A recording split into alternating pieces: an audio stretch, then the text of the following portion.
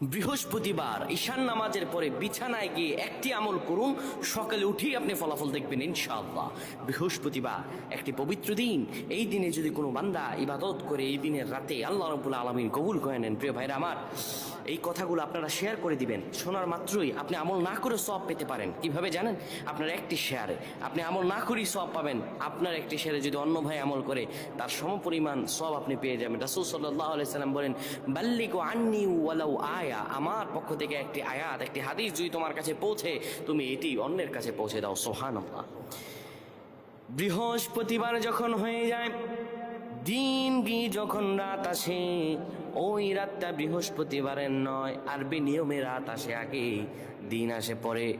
রাত গভীর হয়ে যাওয়ার পরে কোনো বান্দা যদি ঈশানের সালাত আদায় করে, একটা পবিত্র বিছানায় যখন যাবেন আপনি, ওই বিছানাটা যেন পাক ও পবিত্র হয়। ওই বিছানায় আপনি